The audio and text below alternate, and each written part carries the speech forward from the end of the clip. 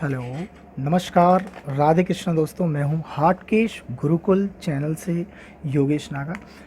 और यहाँ पर आप जो पढ़ रहे हैं वो जीव विज्ञान के अंतर्गत जो चैप्टर है reproductive parts of flowering plant, और इसके अंतर्गत आने वाला आज का हमारा टॉपिक है माइक्रोस्पोरोजेनेसिस।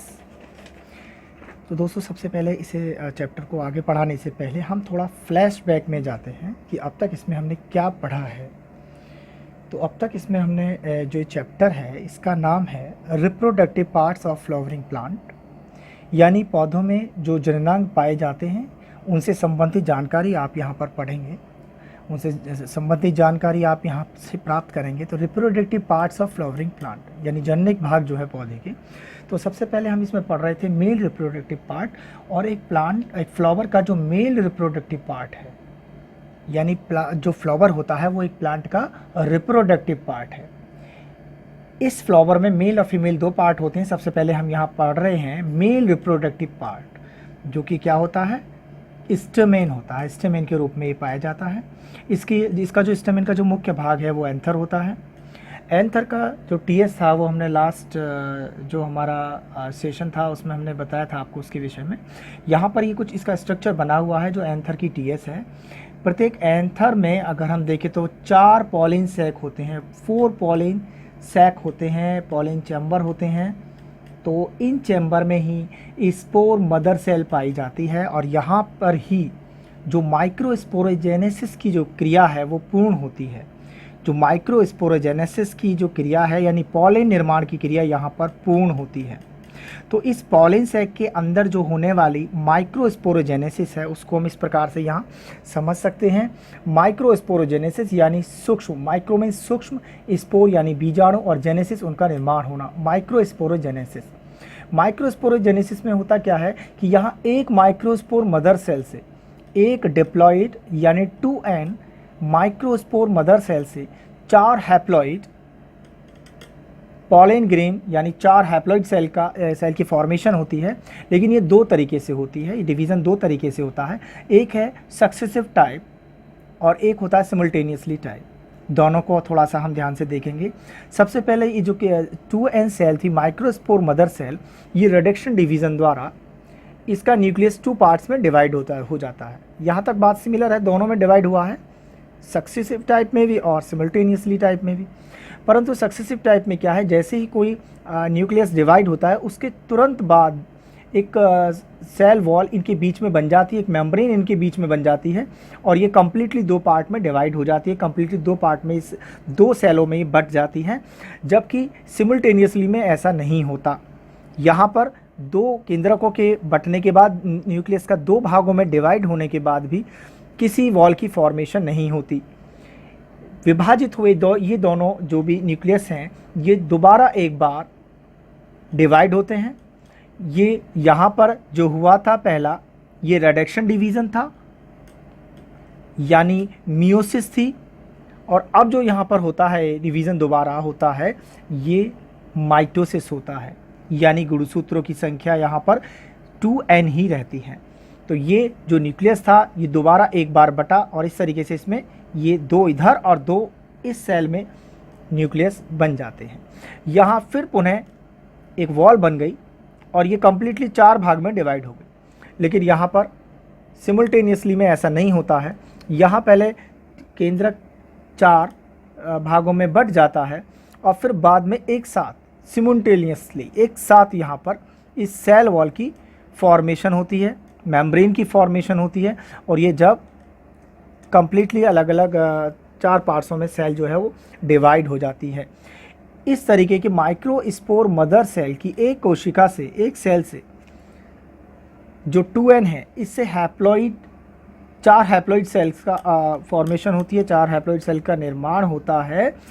परंतु ये आंशिक रूप से जुड़े रहते हैं, ये पार्शियली एक दूसरे से अटैच होते हैं, आंशिक रूप से जुड़े रहते हैं। इस फॉर्म में इनको हम टेट्राड बोलते हैं। तो इन दोनों में क्या अंतर है, मेनली यहाँ पर न्यूक्लियस के बटने के साथ साथ सेल वॉल की फॉर्मेशन हो जाती है, परंतु यहाँ पर न्यूक्लियस पहले बढ़ जाते हैं, 4 न्यूक्लियस में बढ़ जाती हैं, और उसके बाद एक साथ सेल वॉल की फॉर्मेशन होती है। तो यहाँ पर ये जो टेट्राड बनते हैं, इस टेट्राड के चारों तरफ एक कैलोसिक वॉल पाई जाती है। कैलोसिक वॉल है जो इसको चारों तरफ से घेरे रहती है। ये जो कैलोसिक वॉल है ये इससे पूर्ण रूप से आबद्ध बना देती है, पूर्ण रूप से इसे ढके हुए रहती है, इसकी सुरक्षात्मक एक तरीके से आवरण बनाती है। इसके बाद जब ये मैच्योर हो जाते हैं और इनका अलग अलग होने का समय आता है, टेट्राड्स के अलग अलग होने का समय आता है, तो प्रत्येक टेट्राड 4 पॉलिन ग्रेन की फॉर्मेशन करता है। ये टेट्राड जो अभी तक सेल एक जगह जुड़ी हुई थी, ये अलग अलग पॉलिन ग्रेन 4 पॉलिन ग्रेन बनाते हैं, और ये भी 4 पॉलिन ग्रेन बनाएंगे। यानी दोनों तरीके से 4-4 पॉलिन ग्रेन का निर्माण होता है। लेकिन ये कैलोसिक वॉल के थ्रू एक दूसरे से पार्शियली अटैच रहते हैं, जिसके डिज़ोल्विंग के लिए ग्लूकेनेज, ये ग्लूकेनेज एक एंजाइम होता है, एक यौगिक होता है। ये ग्लूकेनेज एंजाइम टैपेटम जो होती हैं, टैपेटम सेल्स के द्वारा सीक्रेट किया जाता है, जिससे कि ये टेट्राड एक दूसरे से अलग अलग हो जाते हैं और ये कम्प्लीटली पॉलिन ग्रेन की फॉर्म में आ जाते हैं। टाइप ऑफ टेट्राड, यानी मेनली तो ये जो टाइप हैं 5 टाइप्स का टेट्राड हो सकता है। टाइप ऑफ टेट्राड, यानी टेट्रा कितने तरीके के हैं? टेट्राड हमारे पास 5 मुख्य रूप से हो सकते हैं। जब चारों टेट्राड एक ही स्तर पर हों, एक दूसरे के बराबर बराबर हों, तो इन्हें आइसोबाइलेटरल बोला जाता है। जब एक तरफ से 3 दिखाई दे रहे हों और एक जो 4th जो न्यूक्लियस है वो उसके बैक साइड में हो, इसे टेट्राहेड्रल बोला जाता है। और ये जैकूब सेट, यानी कि जब 2 एक एंगल में नीचे होते हैं और उसके ऊपर वाले दोनों उसके राइट एंगल पर लगे हुए हैं, इस तरीके से, यानी एक ये है, एक इससे पीछे हो गया और 2 ये दिखाई दे रहे हैं। तो ये 4 जो इसमें इस टेट्राड में चारों सेल इस प्रकार से अरेंज होती हैं, इसे जैकूब सेट बोलते हैं। ये टी शेप्ड है। टी शेप्ड में होता क्या है, 2 सेल ऊपर होती हैं और बाकी की 2 उनके नीचे लगी रहती हैं, यानी एक तरफ से देखने पर चारों सेल दिखाई देती हैं। ये टी शेप्ड है, 2 ऊपर और 2 उनके नीचे लगी हुई हैं। इसके बाद आता है लाइनर। लाइनर में सारे जितनी भी सेल हैं वो एक दूसरे के ऊपर व्यवस्थित हो जाती हैं, एक दूसरे के ऊपर लगी रहती हैं, इसे लाइनर बोलते हैं। तो ये मुख्य रूप से टेट्राड है जो एंजियोस्पर्म में पाए जाते हैं, टाइप ऑफ टेट्राड है। कुछ पॉलिन ग्रेन टेट्राड की फॉर्म में ही पाए जाते हैं, यानी वो मैच्योर होने पर भी टेट्राड की फॉर्म में रहते हैं, एक दूसरे से अलग नहीं हो पाते। ऐसे जो पॉलिन ग्रेन है इनको बोला जाता है कंपाउंड पॉलिन ग्रेन। ये कंपाउंड पॉलिन ग्रेन है जिसमें आप देख रहे हैं कि ये टेट्राहेड्रल टाइप का है। ड्रोसेरा एक पौधा होता है, ड्रोसेरा, जिसमें इस तरीके की संरचना पाई जाती है।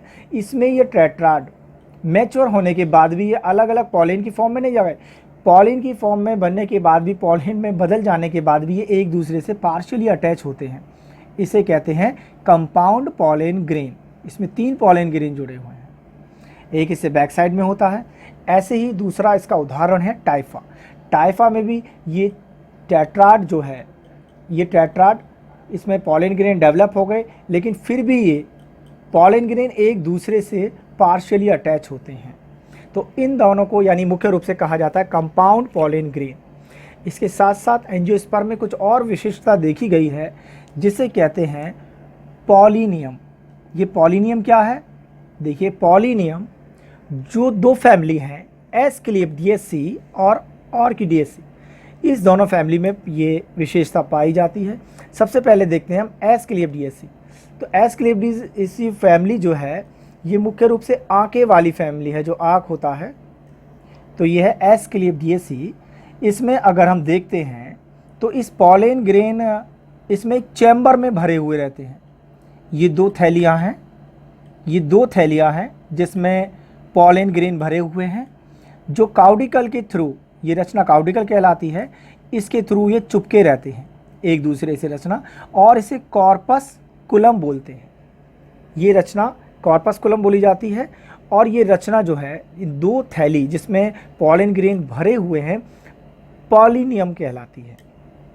इसी प्रकार से ऑर्किडियेसी में भी ये पॉलिनियम एक होता है। एस्क्लेपिडियेसी में 2 पॉलिनियम हैं और ऑर्किडियेसी में केवल 1 पॉलिनियम होता है। इसमें भी पॉलिन ग्रेन अंदर भरे रहते हैं। तो पॉलिन ग्रेन की एक विशेष प्रकार की रचना है जिसे कंपाउंड पॉलिन ग्रेन कहते हैं। इसके बाद आते हैं कि पॉलन ग्रेन का स्ट्रक्चर, जो कि कम्प्लीटली यहाँ पर आपने देखा जो बना हुआ था, इसका स्ट्रक्चर कैसा है।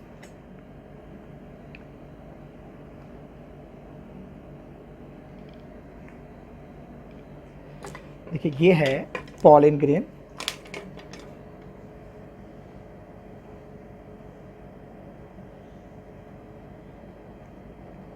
ये पॉलन ग्रेन है और यहाँ पर इसमें मुख्य रूप से 2 लेयर होती हैं।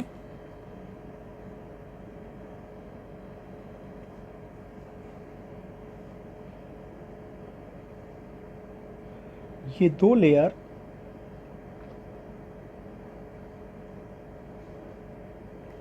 इनमें से जो बाहर वाली है ये बोली जाती है एक्साइन, अंदर वाली है इंटाइन और बाहर वाली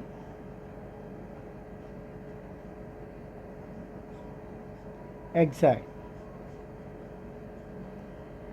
अंदर वाली इंटाइन है, बाहर वाली एक्साइन है। इसके साथ ही इसमें एक न्यूक्लियस होता है।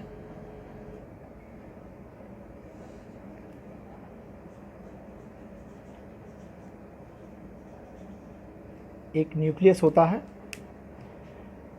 एक वैक्यूल होती है, वैक्यूल होती है, एक वैक्यूल होती है और इसके साथ ही बहुत सारे इसमें जो पोषक तत्व हैं वो उपस्थित होते हैं, भोजन के कण और चीज़ें बहुत सारी इसमें, लिपिड, फॉस्फोलिपिड, एंजाइम्स। और इसके साथ कहीं कहीं पर ये जो एक्साइन है ये टूटी हुई रहती है। जहाँ पर ये टूटी हुई रहती है ये पोर्शन कहलाता है जर्म पोर।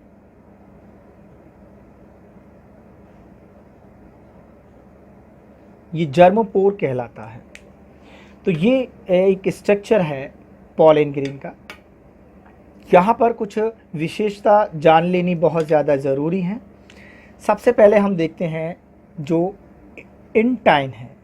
इंटाइन ये बाहरी आवरण है और मुख्य रूप से ये क्यूटिन का बना है। क्यूटिन, तो इसमें ये जो स्ट्रक्चर पाया जाता है, इसमें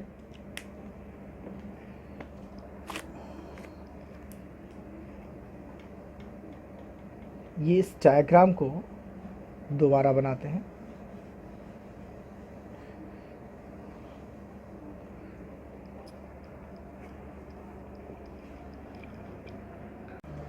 चलिए दोस्तों, अब देखते हैं पॉलन ग्रेन का स्ट्रक्चर।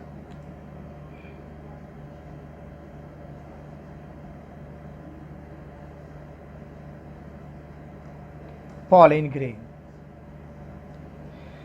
पॉलन ग्रेन बड़ा इम्पोर्टेंट स्ट्रक्चर है। तो सबसे पहले हम देखते हैं इसमें एक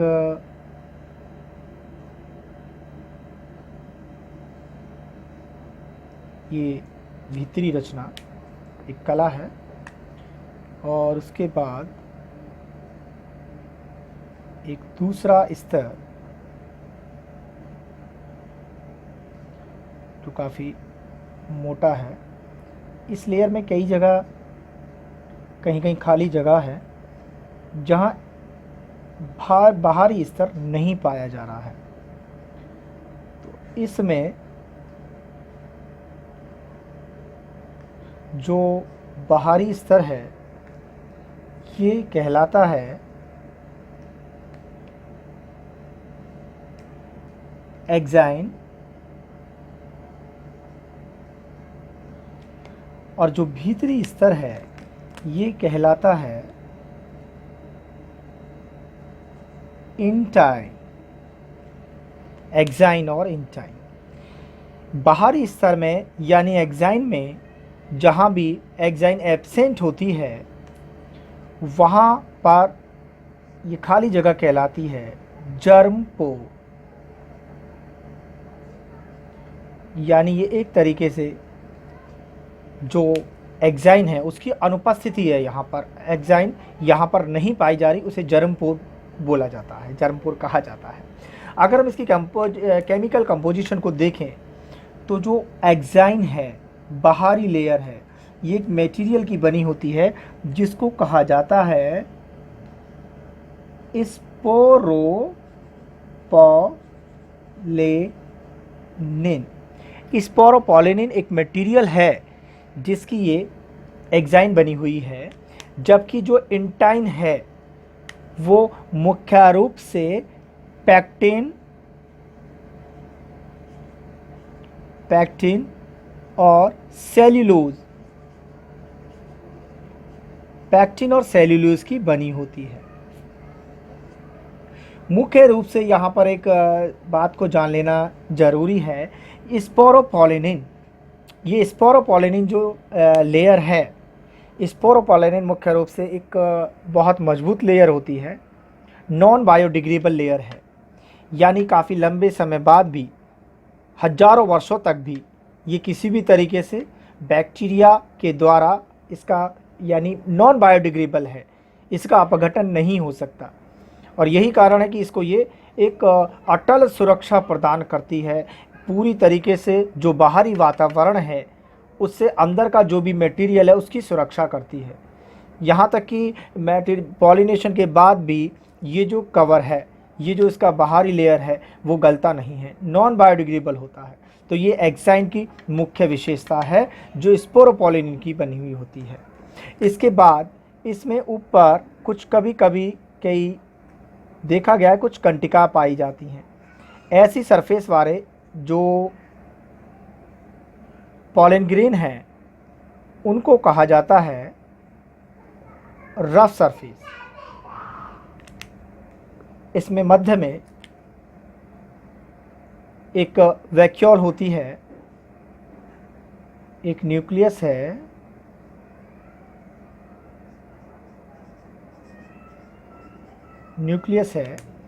और एक होती है वैक्यूल।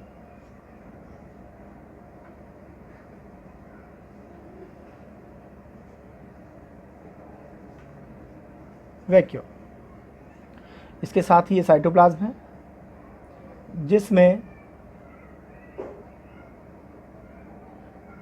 कई भोज्य पदार्थ उपस्थित होते हैं, शर्करा है, ग्लूकोज है और लिपिड्स है, ये इसमें उपस्थित होते हैं। इसके बाद इस स्थिति में ये पॉलन ग्रेन एंथर की हैचिंग होती है, यहाँ से बाहर जाता है और ये एटमॉस्फेयर में रिलीज़ हो जाते हैं। रिलीज़ हो जाने के बाद ये किसी उपयुक्त सतह पर जाते हैं, यानी मुख्य रूप से जो फीमेल ऑर्गन है, एक फ्लावर का जो फीमेल ऑर्गन है जिसे कहा जाता है गायनोसियम,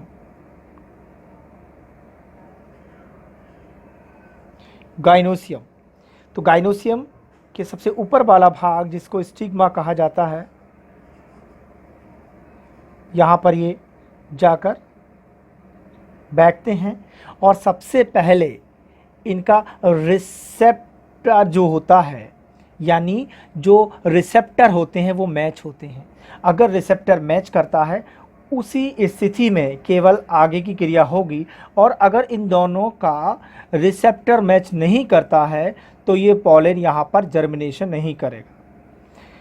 तो रिसेप्टर मैच हो जाने के बाद सबसे पहले एक शुगर सॉल्यूशन का एब्जॉर्ब किया जाता है पॉलन ग्रेन के थ्रू, और ये पॉलन ग्रेन जब इस शुगर सॉल्यूशन को एब्जॉर्ब करता है तो इसका जो भीतरी पदार्थ है, जो हमारी इंटाइन हमने बताया था, जो इंटाइन लेयर है, और इंटाइन के साथ साथ जो इसका साइटोप्लाज्म है उसमें एक दबाव पैदा होता है, और अंदर के दबाव से ये इसमें हैचिंग की प्रोसेस शुरू हो जाती है।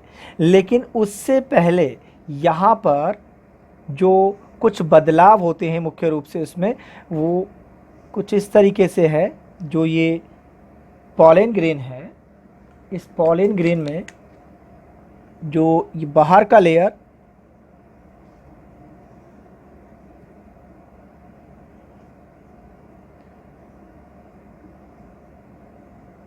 ये बाहर की लेयर है,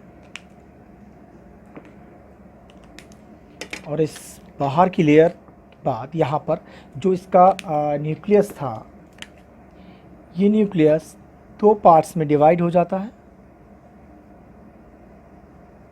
दो पार्ट्स में डिवाइड हो जाता है, जिसमें बाहर की ओर जो बड़ी सेल है इसको कहते हैं वेजिटेटिव सेल,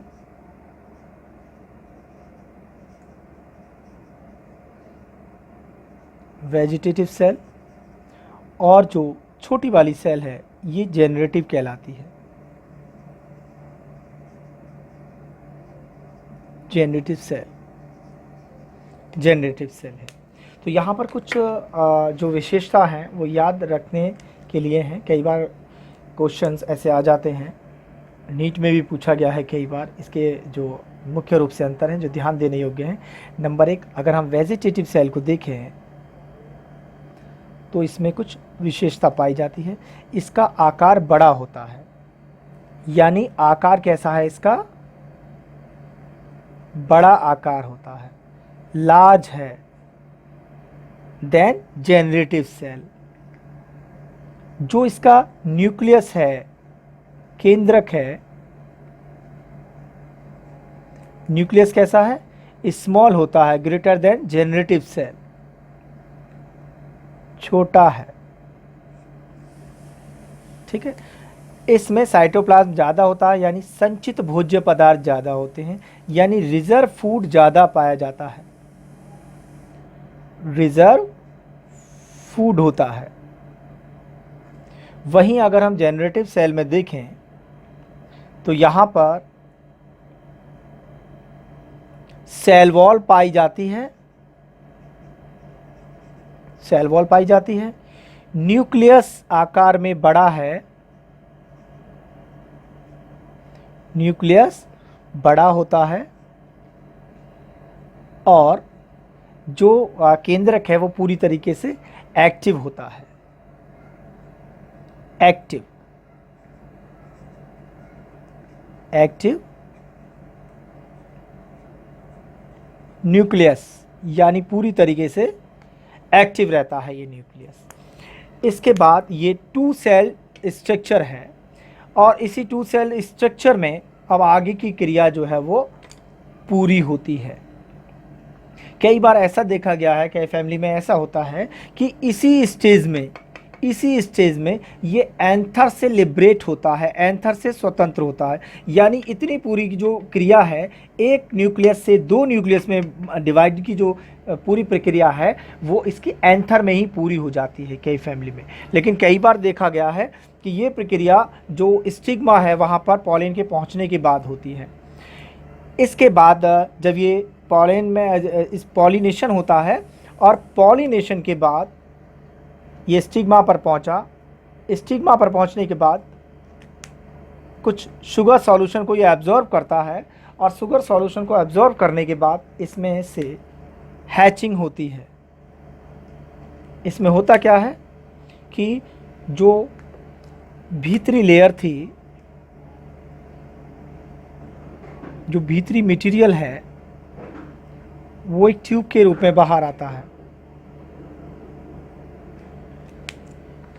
इसमें जो एक्साइन है, एक्साइन पर कोई भी ऐसा प्रभाव नहीं पड़ता।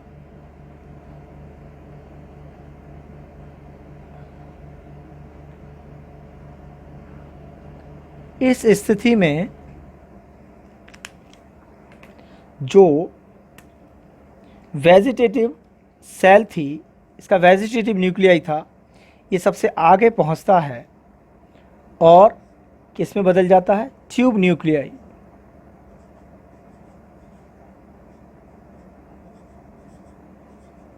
ट्यूब न्यूक्लियाई में बदल जाता है।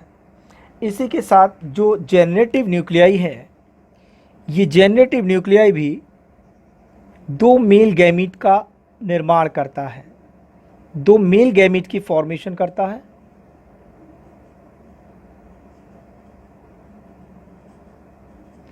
और इस प्रकार से ये पूरा स्ट्रक्चर बन जाता है। यानी यहाँ पर टर्मिनेशन के बाद जब ये इसमें पॉलिन ट्यूब की फॉर्मेशन हुई है, पॉलिन ट्यूब की जब ये फॉर्मेशन हुई है जिसमें 3 न्यूक्लियाई हैं। ये पूरा जो स्ट्रक्चर है कहलाता है male gametophyte. Mail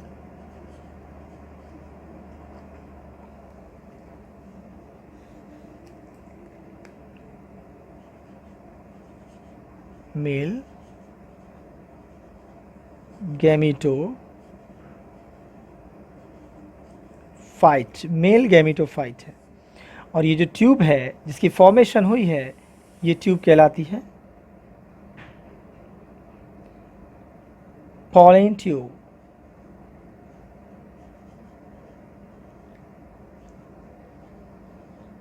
pollen tube. तो इस तरीके से ये थी रचना कंप्लीटली जो हमने देखी मेल गैमेटोफाइट का निर्माण। चलिए दोस्तों अब देखते हैं सम स्पेशल फॉर्मेशंस इन पॉलन ग्रेन। यानी आपने जो अभी पढ़ा पॉलन ग्रेन का जो डेवलपमेंट है, पॉलन ग्रेन का जो जर्मिनेशन है, उसमें क्या कुछ इम्पोर्टेंट है, क्या कुछ ऐसी खास बात है जो उसमें आपको याद रखनी चाहिए, क्या इम्पोर्टेंट पॉइंट्स हैं। नंबर 1 आता है पहले ट्राइपोरेट और मोनोपोरेट।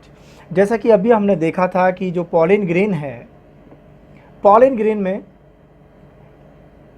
एक्साइन में कहीं कहीं बीच में कुछ इंटरवल्स पाए जाते हैं। तो ये खाली जगह जो है ये जर्मपोर बनाती है, ये जर्मपोर कहलाती है।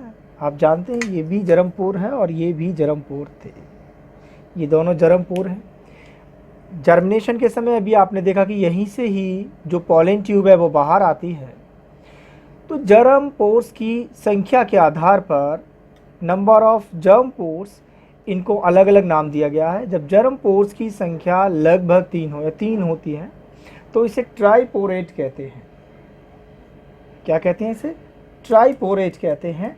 जब इनकी संख्या 3 होती है जर्म पोर की, और जब ये जर्म पोर की संख्या 1 होती है तो इसे मोनोपोरेट कहते हैं।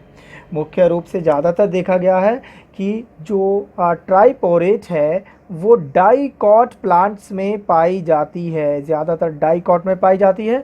और जो मोनोपोरेट है वो मोनोकॉट जो पाई जाती है, मोनोपोरेट या इसे यूनिपोरेट भी कहते हैं। मोनोपोरेट या यूनिपोरेट ये मोनोकॉट में पाई जाती है।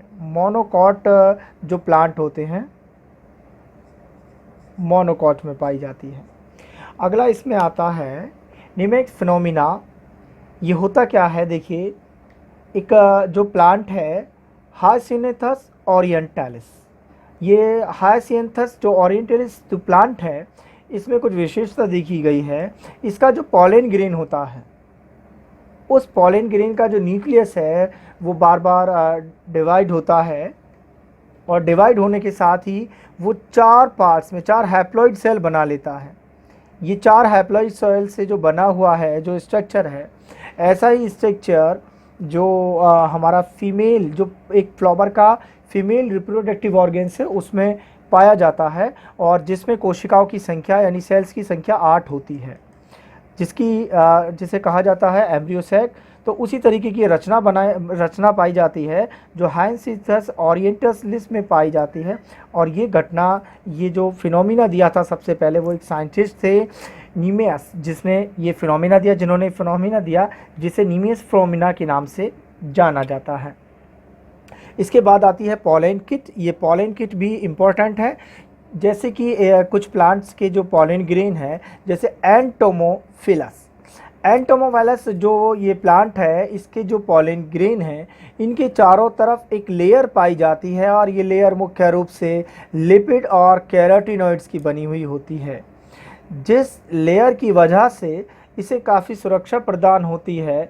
इसमें वाष्पन की क्रिया नहीं हो पाती, अंदर का सारा मटेरियल सुरक्षित रहता है, और साथ साथ जो अल्ट्रा वायलेट जो रेज होती हैं, जो सन रेज होती हैं, काफ़ी ख़तरनाक रेज होती हैं, उनका भी कोई दुष्प्रभाव इस पॉलन ग्रेन पर नहीं पड़ता।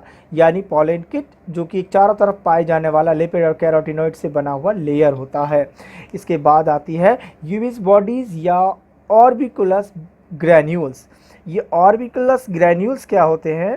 ये ऑर्बिकुलस ग्रैन्यूल्स जो हैं जिसका निर्माण पॉलन सैक की सबसे भीतरी लेयर जो होती है यानी टैपेटम होती है, उस टैपेटम लेयर के थ्रू ऑर्बिकुलस ग्रेन्यूल्स का फॉर्मेशन होती है। और ये ग्रेन्यूल्स मुख्य रूप से जो पॉलन की बाहरी परत होती है, जो बाहरी परत जो इंटाइन बोलते हैं, जो काफ़ी मजबूत होती है, उसके निर्माण में सहायक हैं। और इसके निर्माण में सहायक के साथ साथ ये स्पेरोपोलिनिन में भी सहायता करती है। और साथ ही उसका कुछ जो ऑर्नामेंट होता है, उसकी जो चमक होती है, उसका जो प्रभाव होता है, जो ऊपरी आवरण बनाता है पॉलन ग्रेन का, क्योंकि पॉलन ग्रेन में ये ऊपरी आवरण बड़ा ही एक महत्वपूर्ण भूमिका रखता है। इसको देखकर ही कीट पतंगे इस पर आकर्षित होते हैं। तो ये एक्साइन की बाहरी लेयर का जो निर्माण होता है, इसमें ऑर्बिकुलस ऑर्गेन्स और ग्रैन्यूल्स की बहुत बड़ी भूमिका रहती है। और इसका निर्माण टैपेटम से होता है, जो कि एंथर में पाई जाने वाली जो हमारा पॉलन सैक है, पॉलन सैक का सबसे भीतरी लेयर टैपेटम लेयर है। यहाँ पर एक बार लिख देते हैं, टैपेटम लेयर, टैपेटम लेयर है जो इसका निर्माण करता है। इसके बाद है साइनोगेमी। साइनोगेमी वो अवस्था है जबकि दो न्यूक्लियस पास पास होते हैं, उनको अलग अलग करने वाली कोई भी बीच में कला या भित्ति नहीं पाई जाती। और ऐसा स्ट्रक्चर पाया जाता है जर्मिनेशन के, जब पॉलन जर्मिनेशन होता है, इससे एक जर्म ट्यूब बाहर निकलती है। और इस समय हम देखते हैं कि इसमें दोनों मेल गैमीट, एक आगे ट्यूब न्यूक्लियाई है और दो मेल गैमीट साथ साथ होते हैं। इन दो मेल गैमीट्स की जो उपस्थिति है, ये कहलाती है सिफेनोगेमी, ये अवस्था कहलाती है सिफेनोगेमी। तो आशा है आपको समझ में आया होगा। और इसके साथ ही अगर कोई भी आपको डाउट्स है इस पूरे चैप्टर में, जो हमने टॉपिक आज लिया मुख्य रूप से माइक्रोस्पोरोजेनेसिस, तो आप कमेंट्स बॉक्स में उसको पूछ सकते हैं, उसका प्रत्युत्तर आपको दिया जाएगा। और आवश्यकता हुई तो दोबारा कोशिश करा जाएगा कि आपकी समस्याओं को दूर किया जा सके। और इसी के साथ आपसे थोड़ा सा आग्रह ये है कि अगर आपको ये चैनल पसंद आ रहा हो, समझ में आ रहा हो, और आप समझ रहे हो कि एक शिक्षा में एक सकारात्मक भूमिका निभा सकता है, तो कृपया करके इसे सब्सक्राइब जरूर करें। नमस्कार।